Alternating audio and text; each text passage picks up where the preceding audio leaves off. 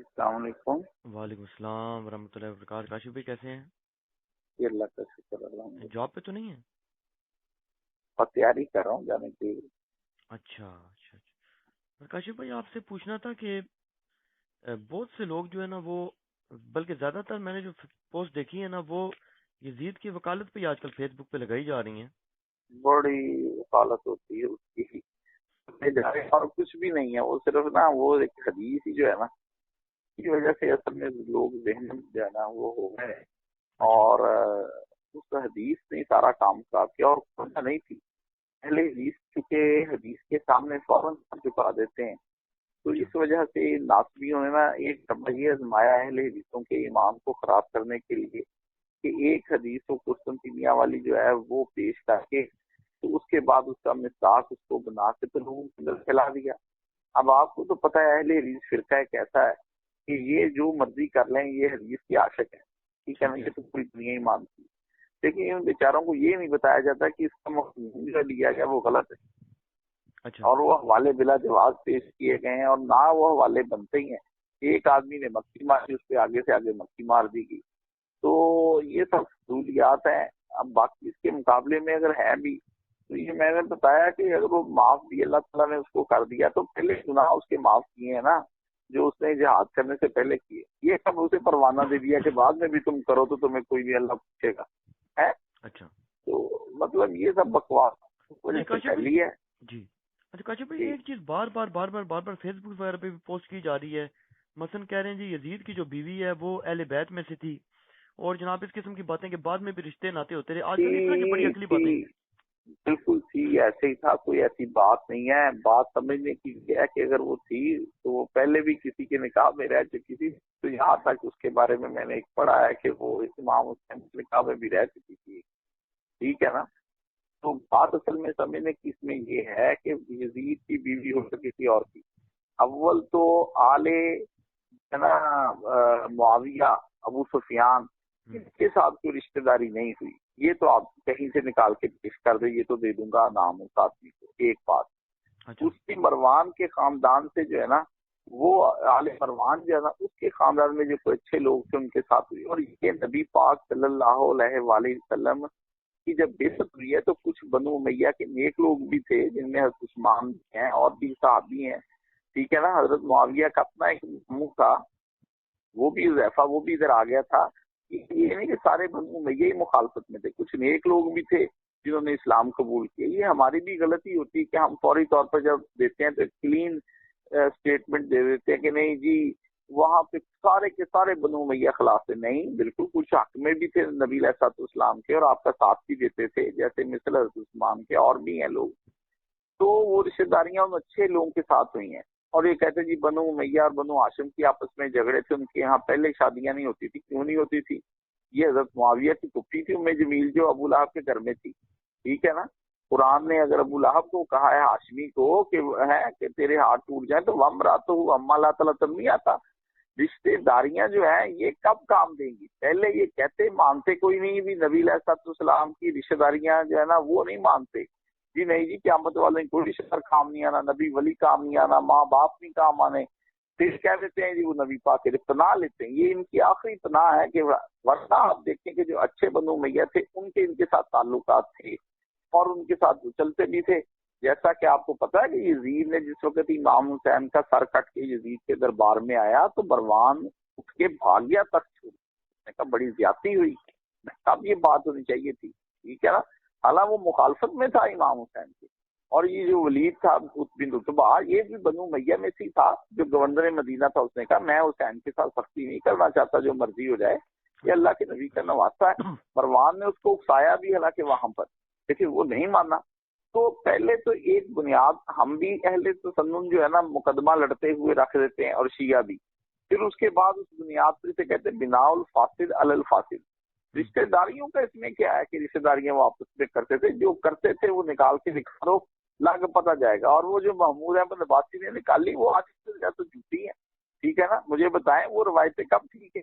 اب آ گیا نا مسئلہ یہ ہمیں بس صحیح بتائیں نا کہ انہوں نے آپس میں رشتہ داریاں کی یہ بھی تو وہی راوی ہے جو راوی جو ہے اپنے تبری کے اندر آتے ہیں اور ابو مخنف ہے اور لوگ ہیں، اور کون لوگ ان کو الگ سے حدیث کے راویوں کی طرح بتاتے ہیں ان کی آپس میں رشتے داریاں تھیں. ٹھیک ہے نا، یہ چیک کر لی ہیں کاشف بھائی نے، آپ بے فکر رہیں. میں بالکل 16-17 سال کا تھا جب میں نے یہ خلافت معاویہ یزید اور تحقیق مزید سادات بنی رقیہ اور سادات بنو ہاشم اور فلاں اور یہ وہ محمود احمد عباسی، فیض عالم صدیقی، وہ یا بٹ، یہ سب جتنے وہ یزید بٹ، یہ سب پڑھی ہوئی ہے میری. ٹھیک ہے نا، انصاف کی اہم کتابیں میں دیکھ چکا ہوں. کہ گمراہ کرے کسی اور کو جا کے جاہل کو، اس کے بعد نہ کتابیں ہیں، اور جس نے نہ کتابیں پڑھی ہیں سنی سنائی کتابیں جو ہے نا یہ لے کر آتے ہیں، بالکل جاہل جاہل. کاشف بھائی مجھے یہ بتائیے، علامہ امین حسن اصلاحی صاحب جو ہیں یہ بھی نسبی تھے؟ امین حسن اصلاحی جو ہے نا یہ مولانا مودودی رحمۃ اللہ علیہ سے تازہ ہی اس وقت یہ بیچارہ لڑا. ٹھیک ہے نا، اور بندہ اچھا اور نیک تھے. میں کیوں ان کو برا کہوں. پہلے کتاب اسلامی ریاست لکھی تو اس کے اندر امام حسین کی تعریف بھی کی. مولانا مودودی کے ساتھ لڑنے کے بعد اس نے وہ عبارت ہی نکال دی خلافت معاویہ یزید، اور لکھا بھی تمنا مادی جو ہے نا، اور یہ ایک علامہ ہوا یا محمود احمد عباسی، 2 علامے ہوئے ہیں اور کوئی علامہ نہیں. اس سے پتہ چل گیا کہ مولانا امین حسن اصلاحی بالکل کورے تھے تاریخ میں، انہیں کچھ نہیں آتا تھا تاریخ کے بارے میں. ان کی باتیں یہ تدبر ہے، وہ پڑھ لیں آپ جو موطا پہ اور بخاری پہ لیکچر ہے، اس پہ تو ابن شہاب زہری کو وہ برا بلا کہا ہے اس امین حسن اصلاحی نے. میں تو پڑھنے کے بعد شوق ہو گیا تھا. میرے نزدیک تھا کہ چلو جیسے تدبر قرآن اس نے لکھی ہے ویسے کوئی عقل والی بات نہیں. پہلے میں نے پڑھی، پڑھنے کے بعد میں نے مولانا اسحاق صاحب کو دی. مولانا صاحب نے پڑھی، مولانا کہتے کاشف یہ تو تدبر قرآن والا امین حسن اصلاحی نہیں رہا. ٹھیک ہے نا، یہ تو کوئی اور آ گیا. بالکل مولانا امین حسن اصلاحی کو کچھ نہیں آتا تھا. باقی رہ گیا وہ تدبر قرآن. میں کہتا ہوں یہ مدرسہ جو ہے نا علی اصلاح، کسی کے ایک عالم ہے، مجھے ابھی ان کا نام مستحضر نہیں، انہوں نے پورا لکھا ہے کہ ایک تدبر قرآن پر ایک نظر. ان کو عربی بھی نہیں آتی. ٹھیک ہے نا، یہ ایک لکھتے ہیں اولا جو ہے نا وہ ویلت ان سے نکلا ہے، نکال کے پڑھ لیں ان کی. اور جگہ جگہ پہ اتنی فاش غلطیاں کرتے ہیں عربی زبان سے. مولانا مودودی کی عربی کا مذاق اڑاتے تھے، خود ان کو کچھ نہیں آتا تھا اس طرح کی باتیں. تو ٹھیک ہے تدبر قرآن ایک اچھی کتاب ہے، لیکن تدبر قرآن کا کب پتا ہے کہ اس کے اندر حدیث آپ نکال کے دیکھ لیں. معمر مجبوری اس آدمی نے حدیث کو ہاتھ لگایا ہے. حدیث کو تو اس نے ہاتھ نہیں لگایا، بڑی مشکل سے کہیں حدیث کا حوالہ دیتے ہیں. تو تاریخ اس کو کہاں سے آتی ہوگی؟ یہ آدمی اس میدان کا ہی نہیں تھا. اچھا کاشف بھائی گزارش یہ ہے کہ ایک تو گروپ وہ ہے نا کہ جو یعنی ڈٹ کے کہتے ہیں کہ نعوذ باللہ حضرت حسین جو تھے ان سے غلطی ہوگی اور یزید کا کوئی قصور نہیں تھا. لیکن اب بھی ایک نیا مسلک اٹھا ہے. یہ اس کے جو امام ہے نا وہ اس وقت معزز غلام مصطفیٰ ظہیر امن پوری صاحب ہیں، جو اہل حدیث مکتب فکر کے ایک مستند ترین عالم ہے اور اکثریت انہی کو اپنا اس فن میں لیڈر مان رہی ہے. انہوں نے موقف یہ اپنایا ہے کہ جی ہم کربلا کے واقعے کا، حضرت حسین رضی اللہ عنہ کی شہادت کا انکار نہیں کرتے، اس پر صحیح حدیث موجود ہیں، اس پہ اجماع اہل سنت کا تمام کا. لیکن وہ کہتے ہیں جی کہ ہمارا چیلنج یہ ہے، ہمارا کوئی اور دعویٰ نہیں ہے، ہمارا صرف ایک چیلنج ہے کہ ہمارے سامنے آپ ایک صحیح و سند روایت پیش کر دیں، نص پیش کر دیں کہ یزید قاتل حسین تھا. تو پھر جب وہ قاتل آئی نہیں، اور پھر میں نے ان سے پوچھا، میں نے کہا جی یہ جو بات اہل سنت کہتے ہیں کہ اہل تشیع جو ہے انہوں نے خود ہی قتل کر دیا، انہوں نے کہا جی ہم نہیں کہتے. وہ کہتے ہیں ہمارا موقف یہ ہے کہ اللہ کی ذات نے اس بات کو مسلمانوں پر کھولا ہی نہیں. ایک یہ موقف ہے. اچھا اسی قسم کا موقف جو ہے ان کے جو شاگرد ہیں، بلکہ اسی قسم کا کیا ایگزیکٹلی یہی موقف ہے ان کے شاگرد کا، حافظ ابو یا نور پوری صاحب کا. اور تیسرا سر اسی قسم کا جو موقف ہے، میں آپ سن کے شاید حیران ہوں، آپ کے لیے نئی بات ہو، علامہ جاوید احمد غامدی صاحب کا ہے. وہ ایسے پتہ چلا کہ ان سے ابھی جو لیٹسٹ کہیں کوشچن آنسر سیشن ہوا ہے نا، اس میں ایک شخص نے بڑی سختی کے ساتھ سوال کیا کہ غامدی صاحب آپ اتنے بڑے عالم ہیں، آپ کا اتنا زیادہ مطالعہ ہے، لیکن آپ کیسی عجیب بات کرتے ہیں کہ آپ واقعہ کربلا کو کے اندر یزید کو برا نہیں کرتے. تو انہوں نے بھی یہ اسی قسم کی بات کی. انہوں نے کہا دیکھیں بات یہ ہے کہ یہ تاریخ ہے، تاریخ کے اندر جو ہے مختلف قسم کی روایتیں ہیں، اور میرا موقف یہ ہے کہ تاریخ کی بنیاد پہ کسی بات کا فیصلہ نہیں کیا جا سکتا اچھائی برائی کا، نہ دین میں تاریخ کوئی چیز ایڈ کر سکتی ہے.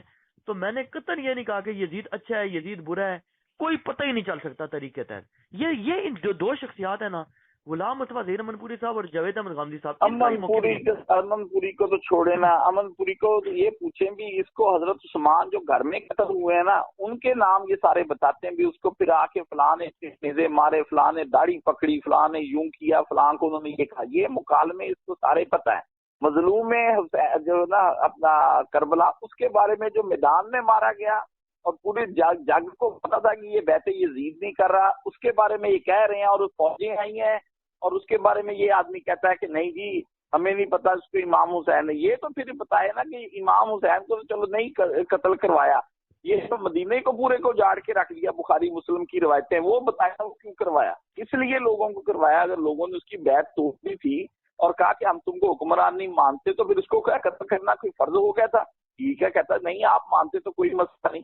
ایک بات، دوسری بات یہ ہے کہ کوئی طریقہ ایسی دکھاؤ مجھے کہ جس میں اس دور میں کے یزید کے علاوہ کوئی اور حکمران تھا اور اس کو امام حسین سے بیر تھا، یہ ہمیں دکھائے نا کہاں پر تھا۔ اور یہ کہتا ہے کھولا نہیں تو اللہ کے نبی کو پہلے چپ رہنا چاہیے تھا، کیوں نہیں آپ علیہ السلام نے اور ابن عباس دونوں نے پھر بعد میں یہ باتیں بتائی ہیں، ٹھیک ہے نا، کہ امام حسین شہید ہو گئے۔ اللہ کا نبی آ کے دوبارہ کھول رہا ہے مسئلے کو ابن عباس کے خواب میں، یہ کہتا ہے کہ وہ جو ہے نا انہوں نے کھولا نہیں تو ہمیں کہا کیوں امت کو جھگڑا ڈالنے کے لیے رکھ دیا، اس طرح تو کچھ بھی نہیں کھلا۔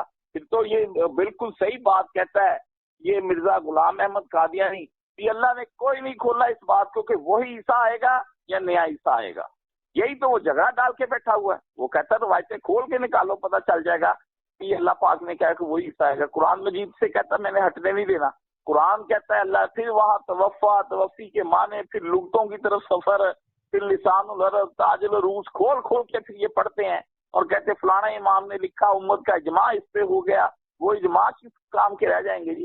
ہر بات کے بارے میں یہ ایسے کہہ کر اپنی جان چھڑاتا پھرتا ہے۔ امام حسین کے خلاف اس وقت تھا کون، یا امام حسین اس وقت کن لوگوں کے خلاف تھے؟ ٹھیک ہے نا، اور یہ ایک دو دن کا قصہ نہیں، یہ تو 20 سال کی بات ہے کہ امام حسین کے باپ کے خلاف کون تھا اور اس کے بھائیوں کے خلاف کون تھا۔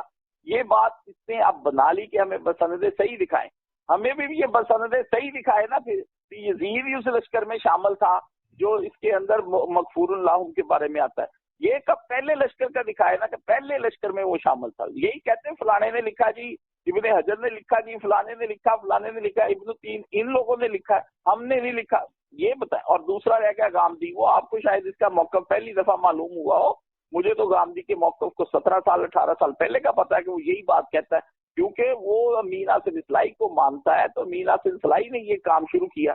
یہ کہتا ہے میں نہیں کہتا وہ اچھا تھا کہ برا تھا، میں یہ کہتا ہوں پھر تمہیں کیا حق حاصل ہے کہ تم پھر بعد میں جو آدمی حدیث کو نہیں مانتا وہ آدمی، آپ اس آدمی سے کہتے ہیں کہ وہ آدمی اب آپ کو تاریخ کے فیصلے کر کے سنائے۔ ایسے آدمی جو احکام کے اندر جنہوں نے آ کر احکام کو بدل دیا، احکامی چیزوں کو بدل دیا اور امت ان کے خلاف ہے، آپ اس آدمی سے لیتے ہیں۔ آپ دیکھیں ان لوگوں کا معاملہ اس طرح ہو گیا کہ جس طرح غلام احمد پرویز کا معاملہ اس امت کے اندر ہے کہ حدیث جب اس کو سمجھ نہ آئی، حدیث بڑا دماغ سوزی کا کام تھا، بڑی محنت کا کام تھا، بندہ وہاں پر حدیث بڑی محنت کرتا اس کے اندر، اور پھر وہ بڑی بڑی شروحات علماء نے لکھی۔ اس جاہل نے جب دیکھا نا یہ محنت کرنے والا کام ہے اور نکھارنے والا کام ہے، تطبیق نہ دے پایا نقل اور عقل کے درمیان میں، اور حدیث اور قرآن کے درمیان میں تطبیق دینی نہ آئی، بات سمجھنی نہ آئی اور سمجھانی بھی نہ آئی، اپنے فہم کو پھر اس نے امت کے اوپر مسلط کیا، بھی حدیث کو علم ہی نہیں ہے، ٹھیک ہے۔ نتیجہ اس کا یہ ہوا کہ منکرین حدیث کا ایک گروہ پیدا ہو گیا۔ اسی طرح جب ان لوگوں کو قرآن حدیث کے ساتھ تاریخ کی تطبیق دینا نہ آئی تو پھر ان لوگوں نے پھر منکرین حدیث ہو گئے، اور یہ ان کو امام طحاوی کی کتاب پڑھنی چاہیے کہ الاعلان بالطبیخ لمن ذم تاریخ، وہ آدمی، اس آدمی جو آدمی تاریخ کی مذمت کرتا ہے اس کے سامنے ایک زوردار جھڑکی اس آدمی کو کہ تاریخ کے بارے میں کہتا ہے کہ تاریخ کچھ نہیں۔ اور یہ ڈاکٹر حافظ محمد زبیر ہے کہ یہ لاہور سے یہ کہتا تاریخ اور مورخین آج تک علماء نے لکھا ہی کوئی نہیں، یہ تازہ ہی مکالمہ اس کی کتاب آئی تھی۔ گدھے تو نے وہ کتابیں پڑھی ہوئی ہوتی تجھے پتا چلتا اس تاریخ کی کہ کتنے مسلمانوں نے مورخین نے تاریخ الاسلام والمسلمین زاہدی کی کیوں لکھی۔ زاہدی نے جب حدیث کے رواج چیک کرنے ہوتے ہیں تو اس وقت یہ لوگ بھاگ مار کے اسی زاہدی کی طرف جاتے ہیں، اسی ابن حجر۔ اور ابن کثیر نے تو یہ لکھا ہے کہ میں نے امام حسین کا قصہ شیعہ راویوں سے بچ بچ کر لکھا ہے۔ اللہ اکبر کبیرہ۔ ابن کثیر کو نہ نظر آئے بھئی یہ ابو مخدم اور لوط بن یحییٰ اور واقعی یہ لوگ کون ہیں، یہ جھوٹے ہیں۔ اور سلف ان کے درمیان ان سے پوچھیں کہ سلف نے جب اپنی کتابیں جو مرتب کی ہیں تو اسی تاریخ طبری سے اور ابن کثیر سے اور مسعودی سے اور یعقوبی سے انہی سے لے کر کے انہوں نے جب کی تو اس وقت کیا وہ سلف کو عقل نہ آئی کہ ہم کس چیز سے استنباط کر رہے ہیں اور کس چیز سے اخذ کر کے لکھ رہے ہیں؟ تو اس کا مطلب یعنی مولانا مودودی اور مولوی اسحاق صاحب جب لکھیں تو لعنت ملامت یہ اور جن سے لے کر وہ لکھیں ان کو رحمت اللہ علیہ، سبحان اللہ یہ ان کے دماغ دیکھیں، ان کا دماغ کیسا کا باقی رہ گیا۔ یہ ہر بندہ ہر میدان کا ماہر نہیں ہوتا۔ اللہ پاک نے ایک بات ذہن میں رکھ لیں، کمپریہنسو مائنڈ ہر آدمی کو نہیں عطا فرمایا، اس لیے ہر آدمی کو عالم بھی نہیں بننا چاہیے۔ کمپریہنسو مائنڈ کا مطلب ہوتا ہے کہ ایک جامع دماغ، قرآن، حدیث، فقہ، تصوف اور پھر حکمت کے موتی، اور پھر اس پہ انسان اس کے اندر تطبیق دے اور دین کو پورا ایک سسٹم کے طور پر سمجھے، اور ہر بات کا حل قرآن اور حدیث اس سے لا کر کے تطبیقیں لے کے بندہ سمجھے۔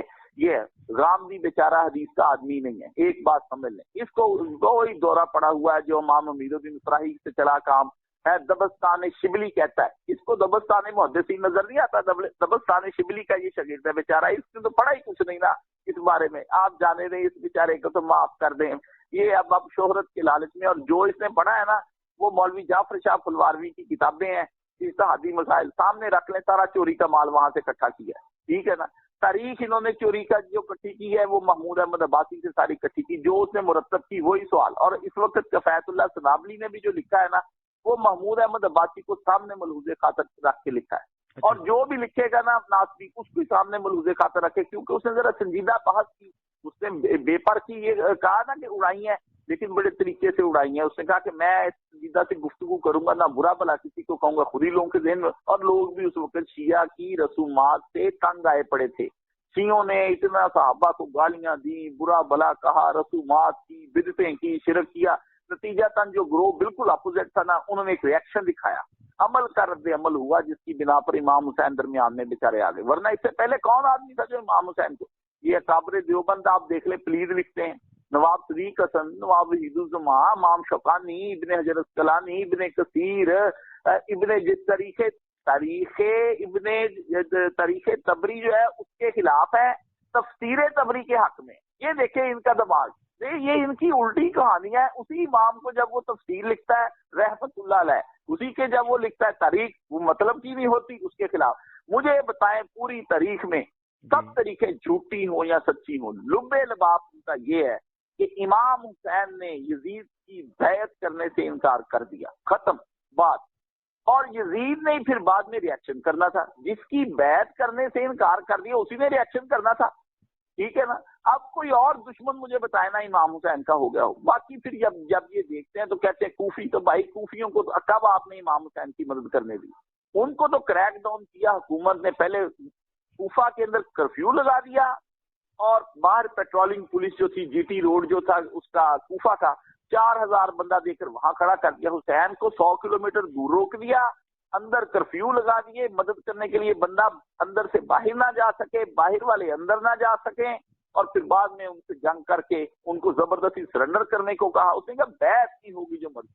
ہمارے جو اہل سنت والجماعت ہیں یہ پریشان ہے کہ امام حسین نے خروج کیا، یہ کیا وہ کہ، دو عرفی بات علی الحسن نقوی سمجھ لو جی۔ امام حسین نے ایک بات کی سادہ، اور یہ تاریخ کیا حدیث کیا کہیں سے ہمیں اس کا ثبوت لا کر دے، آپ نے فرمایا کچھ ہو جائے، اب میں اس کے باپ کی طرح، جیسے اس کے باپ کی میں نے کی تھی نا بیعت اپنے بھائی کے کہنے پہ وقتی طور پر مصالحت کر کے، اس متغلب اور متسلط جابر اور عامر اس کی بیعت میں نہیں کروں گا، بس آپ نے بیعت سے انکار کیا، اور بیعت آپ نے جہاں کہیں بھی انہوں نے کہا بیعت کرو، اور یہ تاریخ میں ہے، آپ حدیثیں بھی نکال کے، سعد بن عبادہ نے بیعت سے انکار کیا، علی نے بیعت سے انکار کیا، ابو بکر نے زبردستی بیعت نہیں لی، اس نے کہا ٹھیک ہے یار اگر نہیں مجھے مانتے کوئی بات نہیں، 6 مہینے کے بعد جا کے کی، سعد بن عبادہ نے تو ویسے ہی نہیں کیا، بنو ہاشم پورا ہی تھا جو الگ ہو گیا تھا۔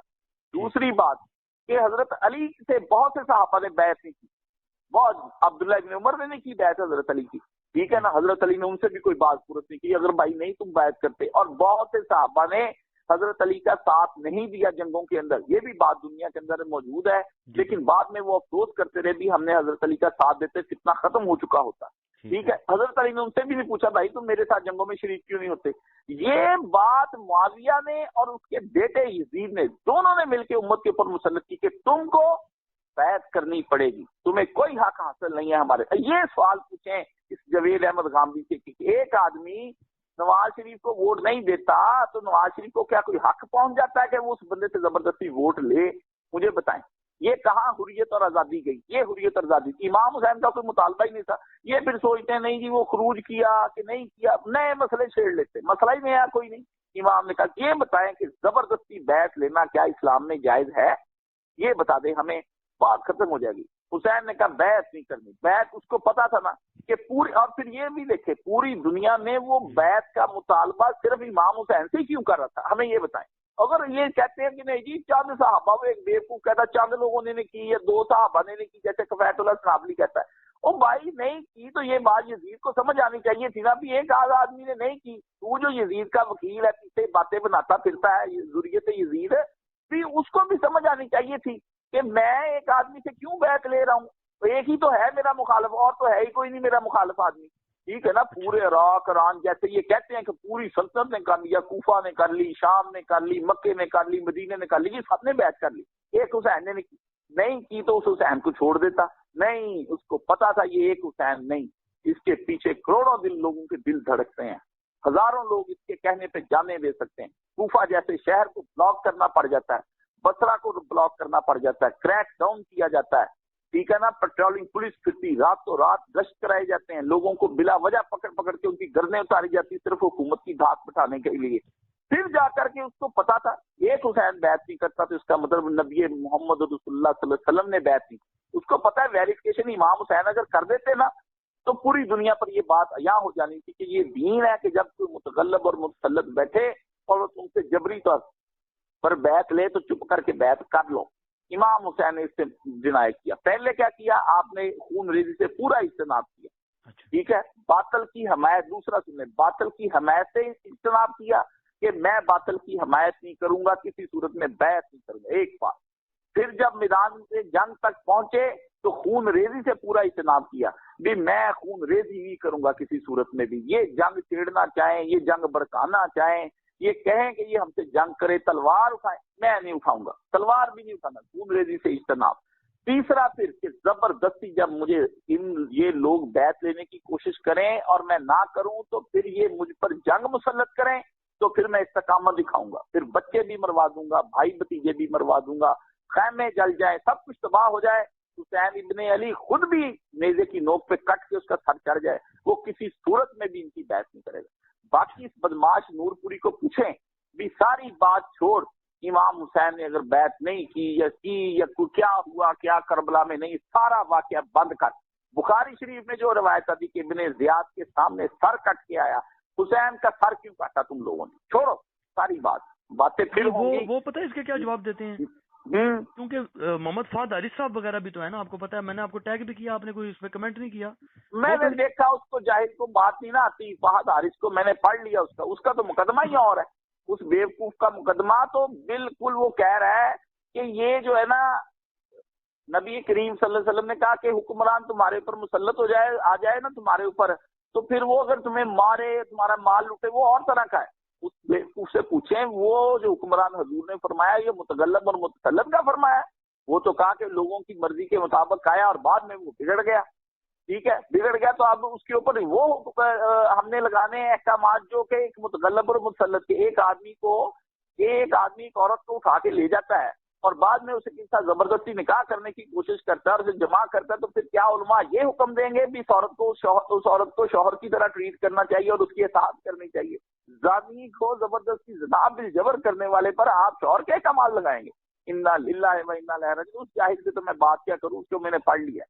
میں ایک فتنے سے باخبر ہوں میرے پیارے بھائی. ان باتوں کو نہیں آپ ہمارے تھے نا، وہ ابن زیاد والا غلام اتوا دیر من پوری صاحب سے سوال پوچھ رہے تھے نا. کیا کہتا ہے وہ؟ آپ کہہ رہے تھے نا کہ ابن زیاد کا پوچھیں کہ ان کا وہ سر کاٹ کے آپ نے کہا نا کہ وہ کوئی جواب دیتا ہے. کیا جواب دیتا ہے وہ لوگ یہ بات کرتے ہیں نا عام طور پہ کہ سر تو کاٹ کے لایا گیا، لیکن یہ کیسے پتا ہے آپ کو کہ جناب وہ ابن زیاد کے فوجیوں نے کاٹا ہے؟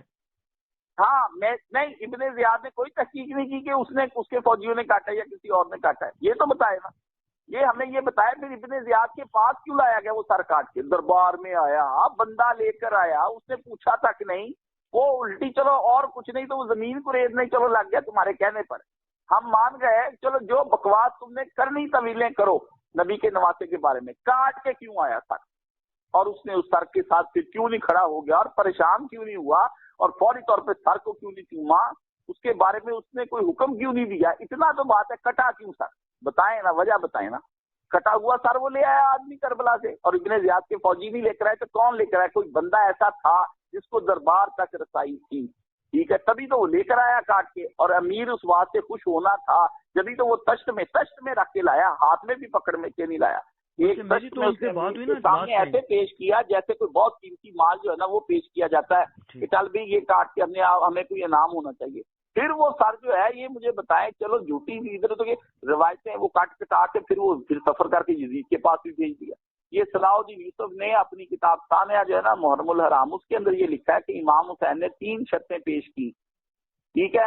میں نے پوچھا حوالہ، روایت دکھا دی، یہ حوالہ، وہ اس کے اندر بھی حوالہ لکھا ہوا ہے۔ پھر اس نے کہا کہ جی امام حسین کا سر کٹ کے یزید کے پاس نہیں گیا، یہ روایت صحیح نہیں۔ میں نے کہا حوالہ، پھر حوالہ دکھا دیا، تو میں ہنس پڑا۔ مجھے کہنے لگا ہنسے کیوں؟ میں نے کہا مجھ سے آپ پر بڑی ہنسی آئی ہے، آپ بڑے یا زیادہ ہی سادہ ہیں یا زیادہ ہی چلاک ہیں۔ یہ دیکھیں، یہ ایک ہی روایت کے دونوں ٹکڑے ہیں، ایک کو آپ ضعیف کہہ رہے ہیں، ایک کو آپ صحیح کہہ رہے ہیں۔ اگر 3 شرطوں والی روایت صحیح ہے تو جو پھر امام حسین کا سر کٹ کے گیا ہے وہ بھی صحیح ہے، اگر وہ ضعیف ہے تو 3 شرطوں والی بھی واپس لے لو۔ امام حسین نے کبھی بھی نہیں کہا کہ مجھے 3 شرطیں، اور وضع ید کے اور پھر ید کے بارے میں یہ جو کہتے ہیں وہ تو حسین ابن علی کے بارے میں اگر زیادہ سے زیادہ بات کی جائے نا، جھوٹی روایتوں کو سیدھا کہا۔ آپ نے فرمایا یزید کو سامنے پیش کرو میرے، ٹھیک ہے نا، کہ میں یزید کے پاس جاؤں اور اس سے بات کروں کہ اپنے آپ کو معذور کر لے، اور اس کو میں دلائل دوں گا کہ تو اس قابل نہیں ہے۔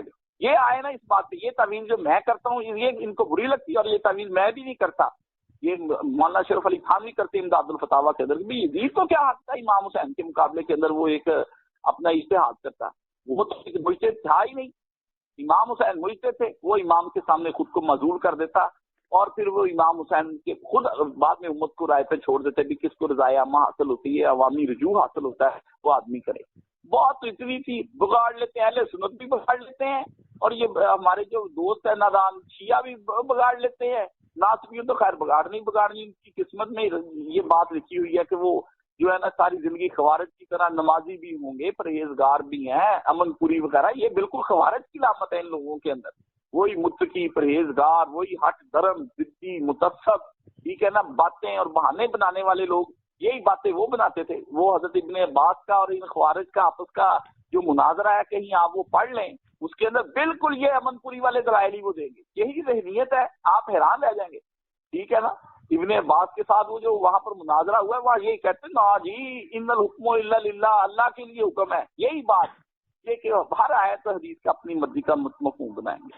اچھا میری ان سے بات ہوئی نا لاسٹ ٹائم، میں نے ان کو کہا، میں نے کہا جی عمر ابن سعد جو ہے یہ تو قاتل ہے، کہتے ہیں جی کیا ثبوت ہے؟ میں نے کہا جی میں نے ابھی کچھ دن پہلے اس پہ فیس بک پہ ایک حوالہ دیکھا ہے جس میں امام ابن تیمیہ نے لکھا ہے کہ عمر ابن سعد جو ہے یہ قاتل تھا، یہ انہوں نے مانا ہے۔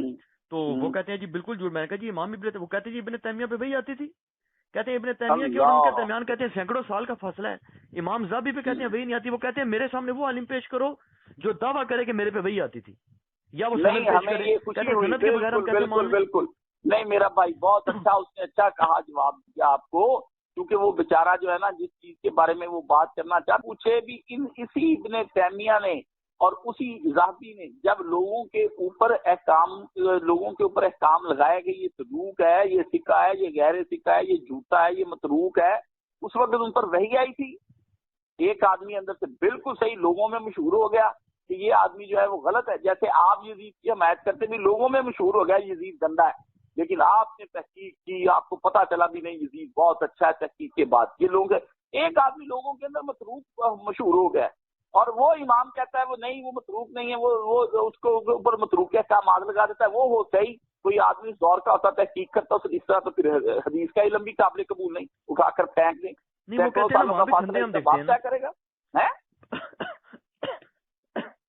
نہیں وہ کہتے ہیں نا جی، کہتے ہیں کہ بات یہ ہے کہ ہم جس وقت چیک کرتے ہیں نا تو سندے چیک کرتے ہیں نا، وہ کہتے ہیں جی مثلا امام زابی بھی پیش کرتے ہیں، ابن تیمیہ کوئی ہو، جب وہ سند کے ساتھ ہی ان کی جرح بھی قبول ہوتی ہے نا، ان پر جرح اگر آپ نے جرح قبول کی ہے تو جرح تو پھر ان لوگوں نے بھی کی ہے، امام زاہبی نے بھی کی ہے یزید کے اوپر، تو یہ قابل نہیں ہے، اور اس نے یستبیح الثلاثۃ یام ان دن تک وہ مدینہ اجاڑ کے رکھ دیا، اور وہ اس قابل بھی اس سے روایت لی جائے۔ حدیث کے امام کچھ کہہ رہے ہیں، وہ غیر عادل آدمی، اور غیر عادل آدمی جب آپ کو ہم صحابہ کے بارے میں کہتے ہیں آپ مسئلہ اٹھا کے بیٹھ جاتے ہیں، مجھے بتائیں پھر ان کی بات ماننی ہے کس کی بات ماننی جنہوں نے اس تک دین پہنچایا؟ اس سے رسول پاک صلی اللہ علیہ وسلم سے ڈائریکٹ نہیں لیا، اس نے بھی تو کتابوں سے لیا ہے، اس پہ وہی اترتی ہے کہ یہ کتابیں ساری صحیح ہیں۔ اس سے اس وقت ان اماموں کو حجت کیوں مانتا ہے؟ یہ بتائیں نا کہ وہ ائمہ جتنے بھی ہیں وہ اس پر حجت نہیں، اور یہ کتابیں جو لکھی گئی ہیں علی الحسن، میرا سوال یہ ہے کہ یہ مجھے یہ بتائے، یہ نور پوری کے یہ جو کتابیں لکھی گئی ہیں یہ تو 8 سال پرانی ہے، کسی بندے نے منسوب ہی کر دی، شیعہ نے لکھ کے ان کی طرف ہے، جتنی بھی رجال کی کتابیں اسے منسوب، اس کے پاس کیا دلیل ہے اس کی کہ وہ یہ کتابیں جتنی بھی ہیں منسوب ہیں؟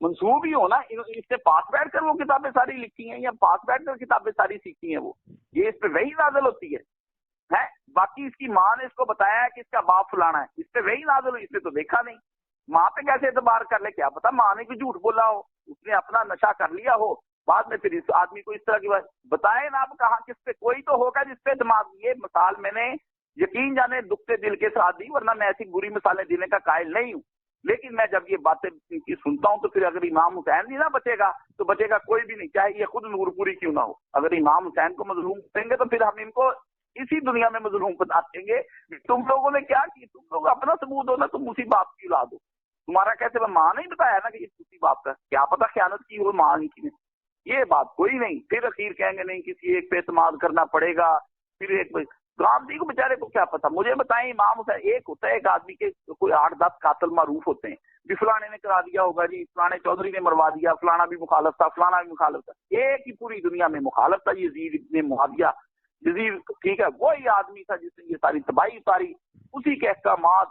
پہلے مجھے بتائیں مسلم بن عقیل کا سر کٹ کے گیا، یہ تو ابن کثیر نے لکھا ہے کہ مسلم بن عقیل کا سر کٹ کے یزید کے پاس گیا ہے، یہ کہتے اس کو خبر نہیں، یعنی مسلم بن عقیل اتنے دن پہلے شہید کر دیے گئے، وہ اس کو پتا چل گیا کہ حسین کے قاسم کا سر کاٹا گیا ہے، وہ احکامات جاری کرتا کہ حسین بن علی کا سر کاٹا جائے۔ اچھا بھائی چلیں، یہ غلام اتوا دیر من پوری صاحب والا تو مسئلہ ہو گیا نا، فہد حارث صاحب والی بھی آپ نے ڈسکس کر لیا، جوابات آپ نے سخت قسم کے بھی دے دیے۔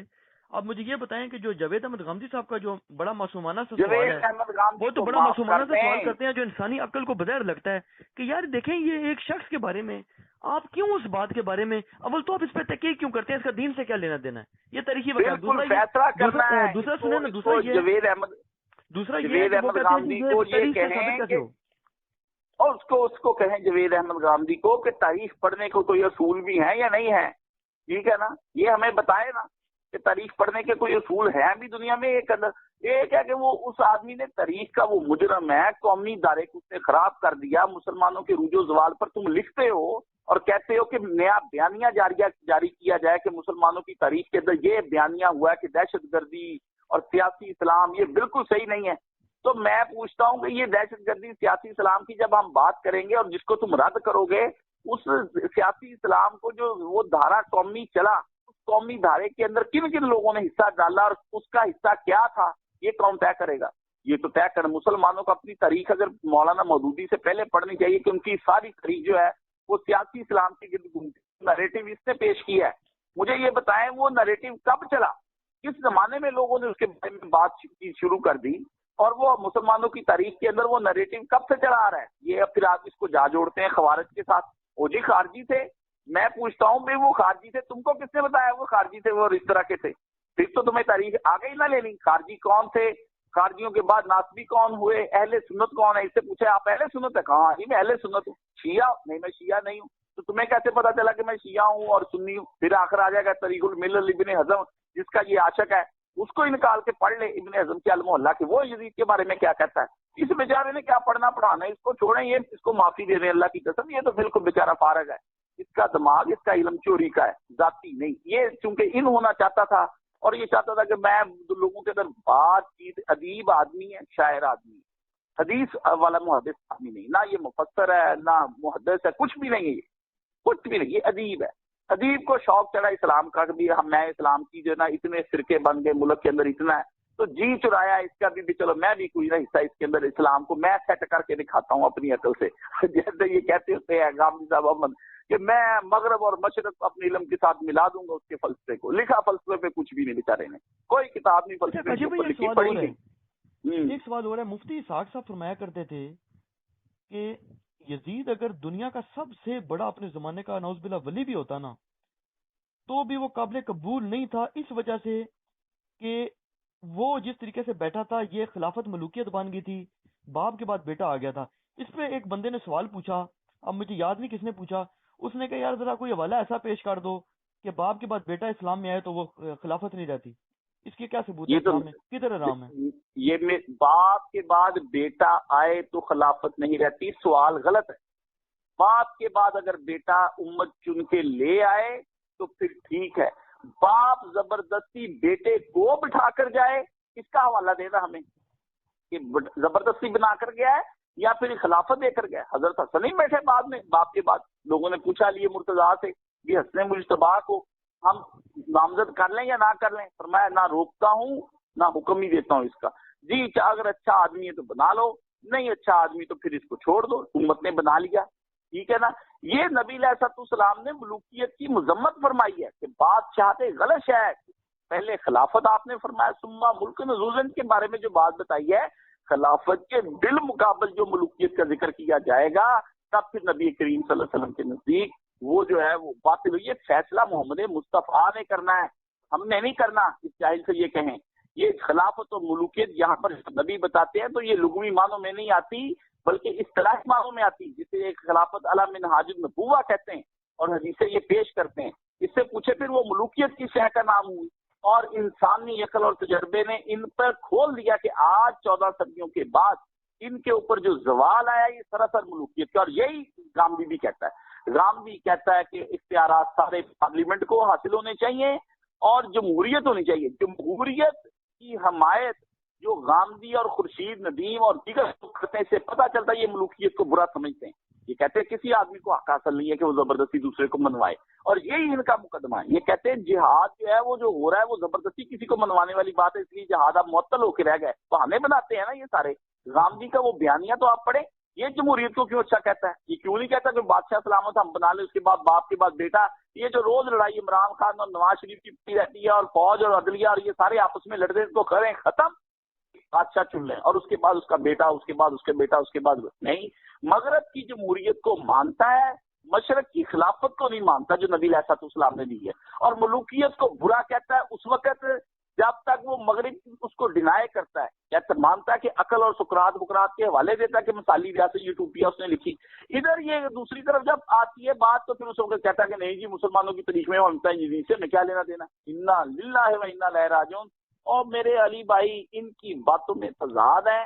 یہ لوگ سسٹمیٹیکلی اسلام کو سمجھ نہیں سکتے. ان بیچاروں کی زندگیاں اسی طرح گزر جانی ہے. ان لوگوں نے نا کہیں کی اینٹ کہیں کا روڑا باندھ متی نے کنوا جوڑا.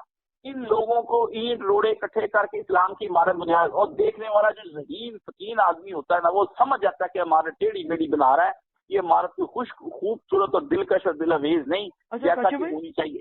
یہ جو ڈاکٹر اسرار احمد صاحب ہوا کرتے تھے بڑے مخلص قسم کے، بڑے جذباتی قسم کے بندے تھے، تو ان کے متعلق بھی سنا ہے کہ مفتی ساق صاحب کی ان کے ساتھ کوئی موضوعات پر ڈسکشن ہوئی؟ میں ساتھ ہی تھا. جوید احمد غامدی کے خلاف ہم ریکارڈنگ کرانے کے لیے گئے. وہ ریکارڈنگ ان کے پاس موجود ہے. جو جہاد کے بارے میں جوید نے باتیں کی تھی وہ ڈاکٹر اسرار صاحب نے اور ان کا جو چھوٹا بیٹا ہے سب سے آصف، اس نے مل کے وہاں پر حکم دے کے، باقاعدہ آصف موجود تھا اس اسٹوڈیو کے اندر جہاں ریکارڈنگ میں ساتھ تھا. ہم نے 20-20 منٹ کی ریکارڈنگیں وہاں کروائی ہیں، ٹھیک ہے نا، کافی ساری. وہ اب دیتے نہیں ہمیں ہماری ریکارڈنگ. مولانا صاحب نے وہ ریکارڈنگ کروائیں جوید احمد غامدی کے موقف کو سامنے رکھتے ہوئے کہ تم لوگ یہ کہتے ہو دلائل یہ پوچھو. اس کے بعد ہمارا ان کی ٹیبل پہ بات ہوئی. جوید وہ خود کہتے تھے مجھے صرف قرآن مجید آتا ہے، نہ مجھے حدیث آتی ہے، نہ مجھے فقہ آتی، نہ مجھے تاریخ آتی. یہ بات انہوں نے ہمارے سامنے ایڈمٹ کی. تو پھر ہم نے قرآن مجید کی 2 آیتیں ہیں ان سے کچھ آیتیں پوچھی کہ ان کے بارے میں کچھ فرما دیں. تو انہوں نے پھر آگے سے جواب میں کہا کہ یہ آیتیں میں سمجھتا ہوں ادھر ہونی چاہیے تھی، ادھر والی ادھر ہونی چاہیے تھی، معاذ اللہ من ذالک.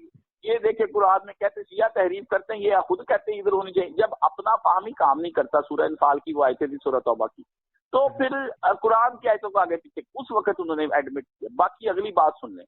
انہوں نے اپنے مرنے سے پہلے نا 9 نومبر کو علامہ اقبال ایوان کے اندر نا جو لاہور میں ہے وہاں پر ایک تقریب ہوئی. میں اس تقریب میں شامل تھا، اور اس میں یہ جو ہے نا لال ٹوپی والا جو ہمارا ہے جو بڑی جذباتی تقریر کرتا ہے زید حامد صاحب، یہ بھی موجود تھے. تو وہاں پر اس نے یہاں یہ کہا کہ ہماری تاریخ میں جو ہے نا ایک شخصیت ایسی اٹھی ہے جس نے حکمرانوں کو للکارا ہے، ورنہ ہماری تاریخ جو ہے نا وہ خاموشی کی وجہ سے سیاہ ہو چکی تھی، اور اس کا نام ہے حسین ابن علی۔ یہ زید حامد کہتا ہے؟ نہیں، ڈاکٹر اسرار۔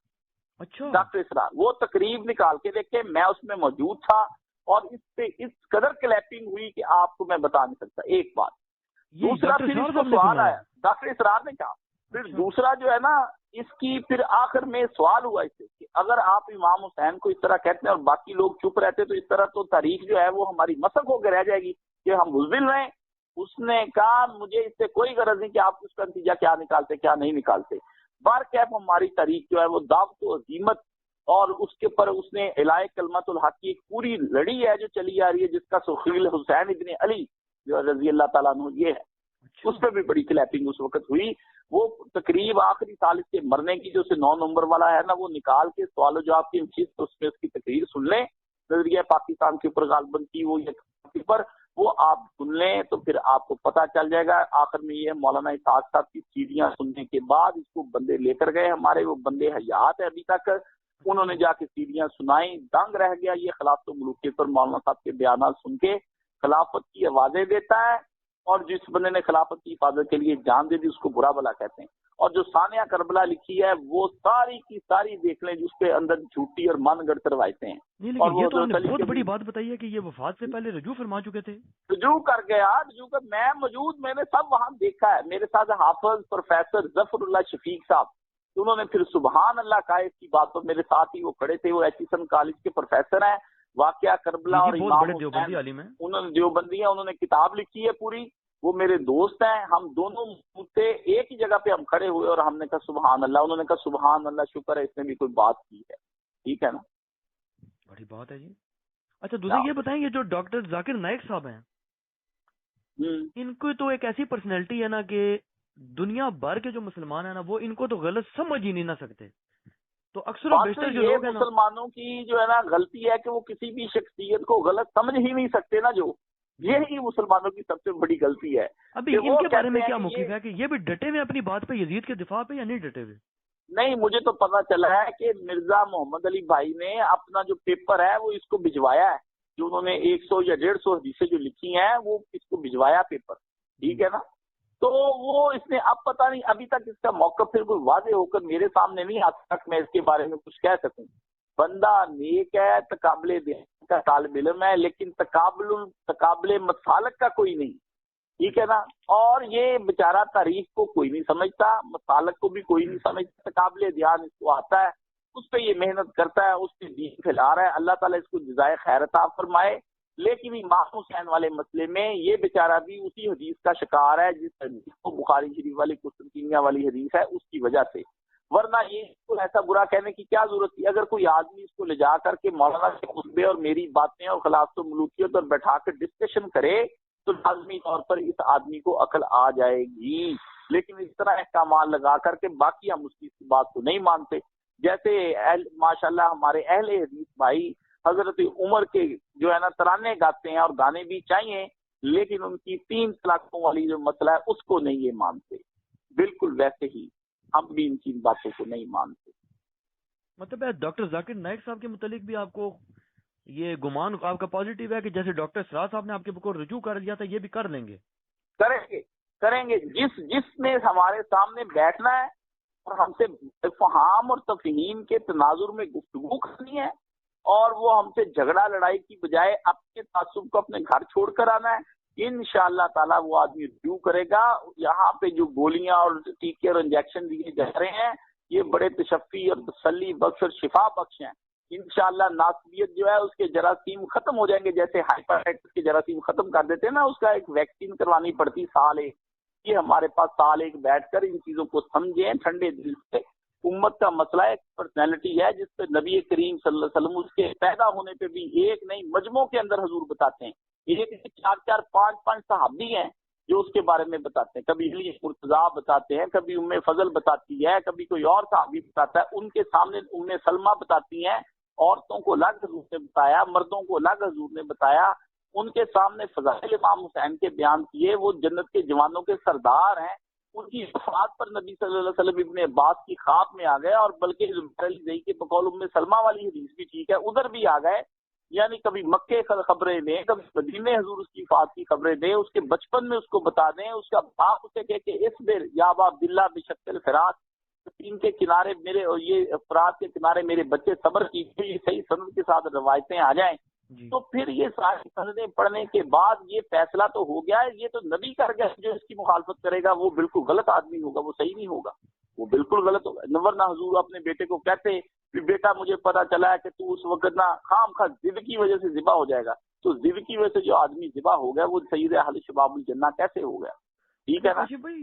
جو میری بات سنیں، اشرا مبشرہ صحابی جو جنتی ہیں ان کے بارے میں تو یہ کہتے بھی نبی نے باتیں کھول کھول کر کہی ہیں، مجھے یہ بات بتائیں، جو جنتیوں کا سردار ہے اس کے بارے میں مبہم رکھی، اللہ اکبر، یہ تجھ پر مبہم ہے، اللہ کرے تجھے اللہ کو چشم بصیرت فرمائے، نور پوری، روزانہ نماز میں 11 دفعہ جو ہے نا وہ آخر میں درود شریف پڑھنے کے بعد ربی اشرح لی صدری یہ پڑھا کر، انشاءاللہ تجھے شرح صدر ہو جائے گا، ٹھیک ہے نا؟ دیکھ لیں حضرت اپنا ابراہیم علیہ السلام نے بھی کہا تھا کہ یا اللہ مجھے قرض ہوتا دکھا، میں اپنے قلب کو تسکین دینا چاہتا ہوں، تو اللہ تجھے بھی کوئی ایسی چشم بصیرت عطا فرمائے۔ نبیوں نے دعائیں کی، بیٹا تو بھی دعائیں کر، کسی دن حرم جا کے رو اور کہہ یا اللہ حسین کا مسئلہ مجھ پر نہیں کھلتا، کھول دے، انشاءاللہ اللہ کھول دے گا جیسے ہم پر کھولا ہے۔ اچھا، تو اور کاشف بھائی آپ سے ایک بات پوچھنی تھی، میرے ذہن میں نہیں اس وقت آ رہی۔ ہاں جی، خاص بات۔ اچھا کاشف بھائی ایک چیز یہ ہے کہ کچھ لوگ تو وہ ہے نا کہ جو ناسبی ہیں یا ان کا باقاعدہ کوئی مسلک ہے، لیکن ایک بات اگر فرینکلی آپ کو بتاؤں نا تو یہ چیز تو میں نے بالکل نان پریکٹسنگ سنیز کے گھروں میں بھی دیکھی ہے۔ مطلب ہے ایون کہ ہماری فیملیز میں بھی جس وقت گیدرنگ وغیرہ ہو جائے نا تو اکثر و بیشتر سادے لوگ بعض اوقات یہ بات کرتے ہیں، حضرت حسین علیہ السلام کی شان تو بیان کریں گے، شہادت بھی سب مانیں گے، یزید کو بھی برا بلا کہیں گے، لعنتیں بھی کریں گے، بعض کافر تک بھی کہیں گے، لیکن ایک بات کہیں گے یار یہ ویسے مارا تو دیکھیں نا شیعوں نے تھا، یہ ابھی تک دیکھو پیڑ تو رہی ہے نا، ان کو بدوائی ہے نا۔ جہالت یہ کل ہی ایک پتہ نہیں کون تھا، حافظ ارشد تھا، اس نے امام حسین کے حسین زندہ باد، حسین زندہ باد آپ نکال کے پڑھیں، یہ کوئی نہ اس نے پڑھی اپنی طرف سے منقبت، لیکن پڑھی شیعوں کے خلاف ہے، دیکھے پڑھ امام حسین کو رہا ہے اور خلاف شیعوں کے بارے میں۔ اب پوری سنیں، میں نے کہا کس بیچارے نے کیا، اس کو تو نصیب ہی نہیں امام حسین ہوا، باقی کوئی کسی نے نہیں مارا یزیدی فوج نے، دولت کے لالچ نے، ٹھیک ہے نا، منصب اور عہدے کے لالچوں نے، باقاعدہ نامینیٹو آدمی وہاں سے آئے ہیں، بڑے بڑے بدماشوں کو فوج میں شامل کر کے لایا گیا ہے، ٹھیک ہے نا، وہ فوج کے اندر آئے ہیں، وہ پیڈ فوج تھی، اس کو پیسے ملتے تھے، ان کو انعام ملتے تھے، وہ آئے ہیں۔ شیعوں بیچاروں نے کیوں مارنا، ان کا تو امام مار دیا، تبھی وہ آج تک روتے پیٹتے ہیں۔ وہ کہتے ہیں نا کہ وہ جس راستے سے جا رہے تھے نا وہ جاتے ہی دمشق کو ہے۔ نہیں وہ تو میں آپ کو بتاتا ہوں، وہ تو ایک بڑا مسئلہ عام ہے، وہ تو بیچارہ ان لوگوں نے پڑھا ہی نہیں نا بھی کیا ہوا تھا وہاں پر، کاش پڑھتے تو وہ کھل جاتا۔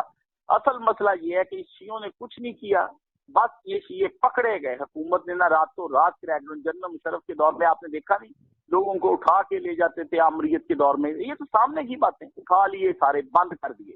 مختار بیچارے کے گھر میں ہوتا تھا، وہ بھی صحابی رسول کا بیٹا ہے، ٹھیک ہے نا، وہ اس کے گھر میں مقدمہ سارا ہو رہا تھا، سلمان بن سورت صحابی رسول ہیں، وہ نکال کے پڑھے، سب نے میٹنگیں کی، ان بیچاروں کو پکڑ لیا۔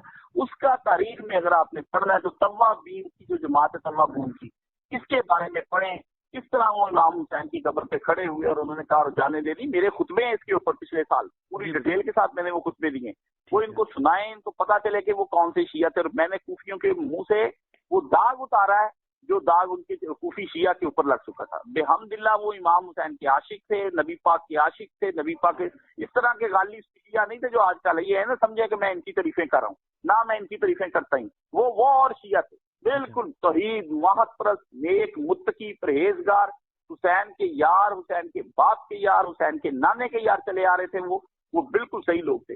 باقی یہ عربوں کے اندر رواج تھا کہ جب کوئی مر جاتا تھا ان کا اپنا تو پھر وہ ماتم بھی کرتے تھے، روتے بھی تھے، تو ان کا اپنا مرا، یہ تو نبی پاک نے کہا کہ کسی کا کوئی مر جائے تو وہ ماتم نہ کرے، روئے نہ، تو انہوں نے عربوں کی اس جہالیت والی بات کو لے لیا ہے اور وہ کر رہے، اس سے پتہ چلتا ہے کہ ان کا اپنا ہی تھا، کیونکہ نبی پاک نے تو یہی کہا کہ کوئی اپنے پہ نہ روئے اور ماتم کرے، کہ یہ فرمایا بھی قاتل جو ہے وہ کسی کو قتل کرنے کے بعد روئے اور ماتم نہ کرے، انا للہ و انا الیہ راجعون۔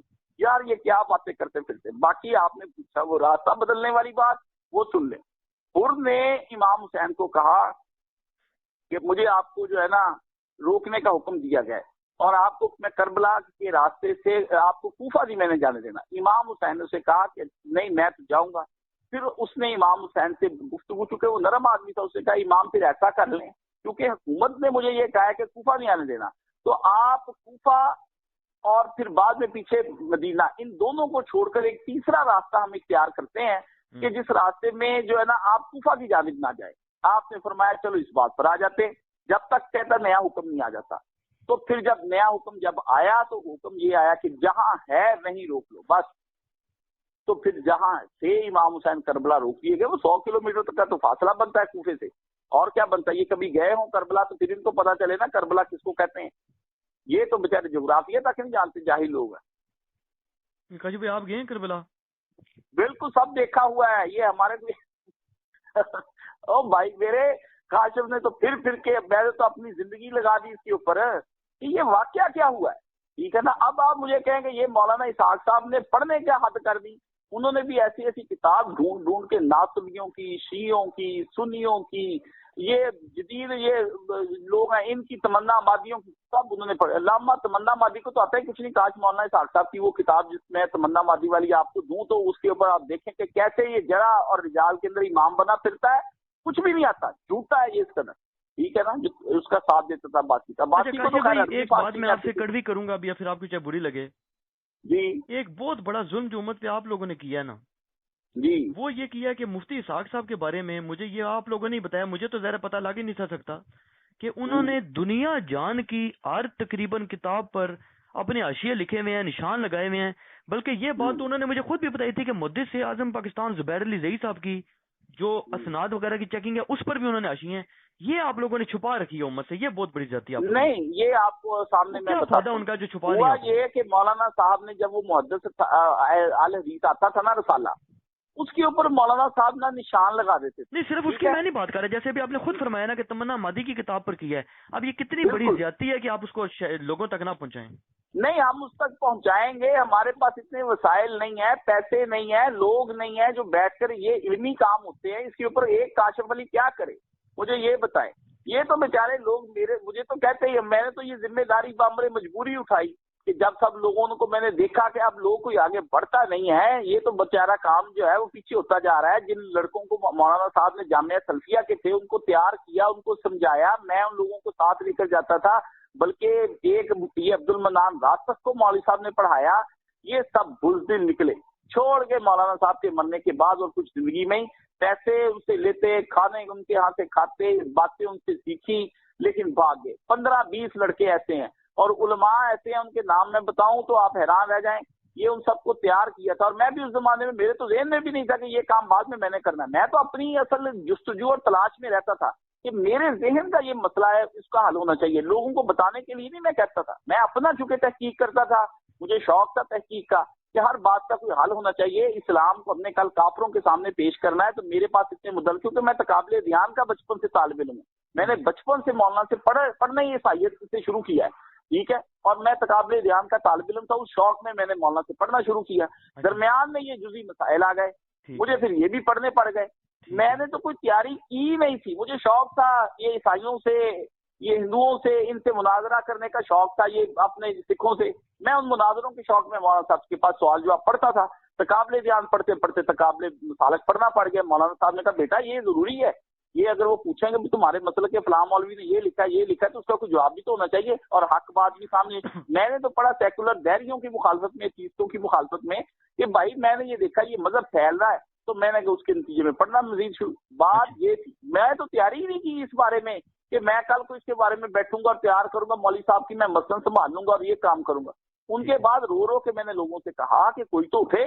جب میں نے دیکھا کہ امام حسین نے جیسے دیکھا کہ سارے لوگ بیٹھ گئے، معاویہ آ گیا مدینے کے اندر، اس نے آ کر کے کہا سارے بیٹھ تو نہیں دی، تو حسین ابن علی نے دیکھا سر اٹھا کے، بھی کوئی بندہ نہیں بولا، چپی کر کے سارے خوف سے، اتنی اس نے ڈکٹیٹرشپ۔ تو اس دن حسین نے سمجھ لیا دین اٹھ گیا۔ میں نے بھی یہی سمجھا کہ اب سارے بیٹھ گئے، نہ کوئی بیٹا آگے آیا، نہ کوئی رشتہ دار، نہ کوئی دوست، نہ لڑکے جن پر محنت کی تھی، جن کو لالا کے ہم پڑھاتے تھے، کتابیں دیتے تھے، خرید کے ہم نیل الاوطار، سبل السلام جیسی بڑی بڑی کتابیں مولانا اپنی جیب سے لے کر دیتے تھے ان لوگوں کو، उन लोगों ने जब इसको लोगों के खौफ से कि जैसे मौलाना इसहाक पर फतवा जारी हो गया ना, हम पे भी ना हो जाए, हमारा मुस्तकबिल तारीख हो जाएगा, कोई हमें मुदरस नहीं रखेगा, कोई हमें खतीब नहीं रखेगा, कोई मुअल्लिम नहीं बनाएगा, कोई आलिम नहीं मानेगा, किताबें लिखेंगे पढ़ी नहीं जाएंगी, तो ये नतीजा तन वो छोड़ गए। मुझे फिर ये काम करना पड़ गया। अब मैं अपनी मेहनत से रिजक भी कमाता हूँ और फिर मैं यहाँ पर बैठ के आप ये बताएं, करता हूँ। मुफ्ती साहब का जो इल्मी खजाना है ये आपके कब्जे में है या किधर है?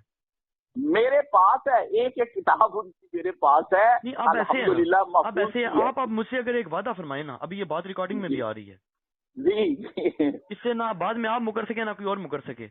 आप अगर एक वादा करें ना कि अगर इंजीनियर मोहम्मद अली मिर्जा जेलमी साहब जो हैं, जो उनकी एक टीम बनी हुई हल्का अहबाब है, अगर हम आपको मुकम्मल प्लेटफॉर्म प्रोवाइड करें तो क्या आप ये तमाम हवाला जात जो हैं ये लोगों को दिखाने पे आमादा हैं?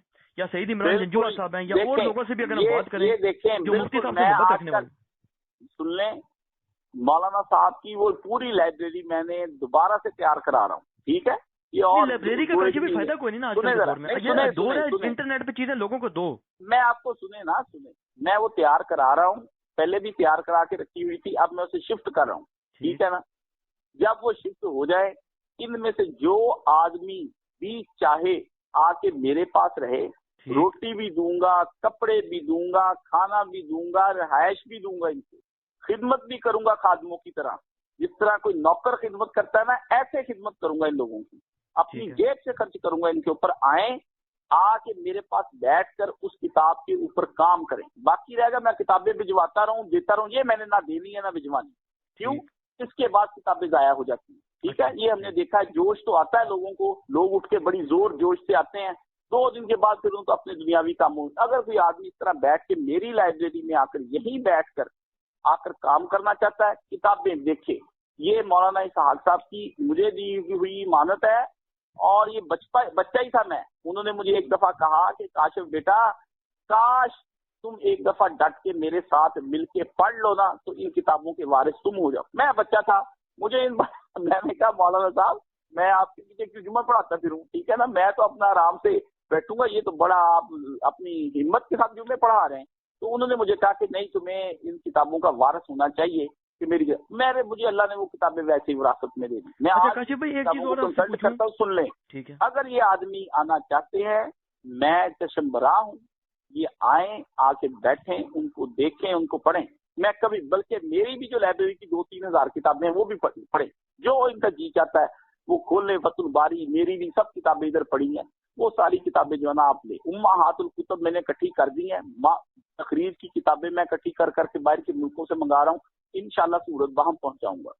अच्छा, एक चीज और बता दें, जो हाफिज अबू या नूरपुरी साहब है ना, ये जो मुहद्दिस गुलाम वजीर अहमद पुरी साहब के शागिर्द हैं, सबसे क्लोज, वो बार बार एक बात करते हैं कि जी मुफ्ती मोहम्मद इसहाक साहब फैसलाबादी जो हैं, इन्होंने बहुत बड़ी खियानतें, बहुत बड़ी बेमानियां, बहुत बड़ी जालतें की हुई हैं हजरत उस्मान रज़ी अल्लाह अन्हु के कत्ल के असबाब में, और इस किस्म की तमाम जो खिलाफत मलूकियत का मुकदमा है, इसमें वो कहते हैं जी मैं सईद इमरान जंजुआ से डिबेट के लिए तैयार नहीं हूँ। सईद इमरान जंजुआ के बारे में वो कहते हैं जी एक तो वो जाहिल है, दूसरा वो कहते हैं जी उसका मुफ्ती साहब के साथ कोई शख्सियत उसकी का स्टेटस नहीं है।